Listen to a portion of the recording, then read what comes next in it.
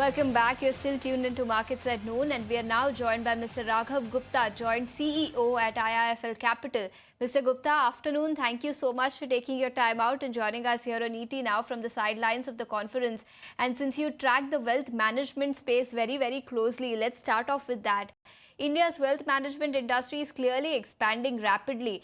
If you can take us through the kind of structural shifts that are driving this surge in demand, and what are the latest trends that are shaping up in the wealth management industry? Hi, thank you very much for having me on the show. So wealth management industry is growing at a very rampant pace over the last 10 years, 15 years, and is poised to grow at about high teen percentages over the next 10 years. So let me tell you what is fueling the wealth management industry. The wealth management industry is getting fueled by the surge of IPOs in the country. So giving you some numbers, almost 360 IPOs hit the capital markets alone in 2020-25, out of which they were 150,000 crores, almost 2 lakh crores was raised in alone in 2025, out of which 80,000 crores was taken by promoters through OFS. So just in 2020-25, 80,000 crores of capital would come to IPOs in promoters' pockets, which is a big recycling of capital into financial markets. So today, promoters are looking for solutions, wealth solutions, more sophisticated wealth solutions. It's a more portfolio approach, asset allocation. So those kind of aspects are fueling the wealth management industry. They're also looking to deal with trusted institutions. So, there are with a large number of players in the market, but a very few people offer a 360 solution. So people are looking for organization or individuals who can give them a holistic industry knowledge, growth, and kind of solution that the clients is looking for. Right. Hi, so this is Ankita also joining in. With the rise of new age entrepreneurs now, startup founders and family offices, how is the profile of the Indian wealth client evolving?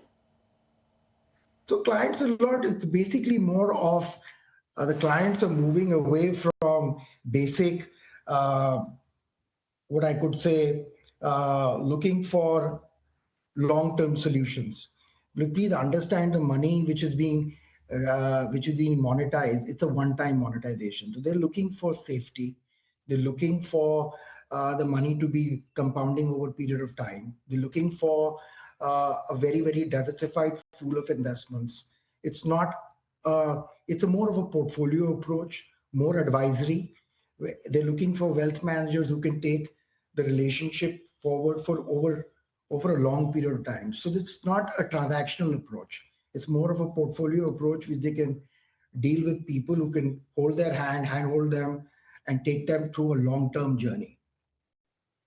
Right.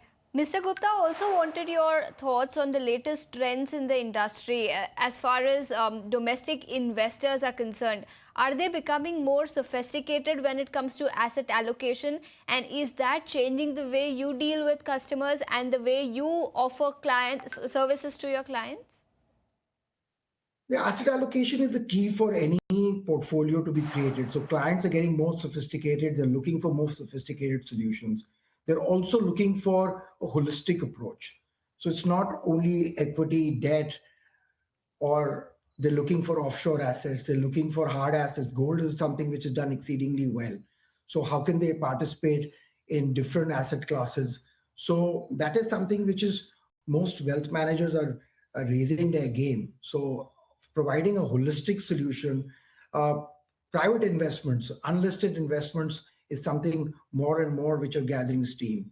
So they're looking to participate in unlisted investments, companies which can grow and give them a higher return than only looking for investment in basic or plain vanilla products. They're looking for more sophisticated solutions.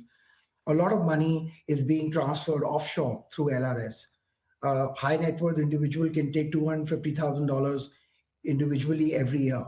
So a lot of money clients are transferring offshore so that they can participate in global markets as well. All right, so also, how do you see the technology, AI, digital onboarding, data analytics transforming client engagement and the advisory models as well? So please understand, this is the only industry I think AI cannot. AI is going to be a big enabler for the wealth industry. We can provide them better models, better research, better service, but the advantage here is for the wealth industry. One big advantage is AI can never disrupt the wealth industry from a human touch standpoint. If you're looking for investment which is north for, I'm talking about the ultra HNI client, they're always looking for human touch. So AI is going to be a big enabler from a research standpoint, from an operational standpoint, from a research standpoint. But I think the human touch will always remain in the wealth management industry, because people are looking to have a discussion with an individual or from a trusted advisor. So from that standpoint, AI is going to be the only enabler for us to give better advice and better research to our clients. Right, so AI is going to be an enabler. That's the word coming in. Mr. Gupta, thank you so much for taking your time out and joining us here and sharing your thoughts on the latest trends that are emerging in the wealth management industry.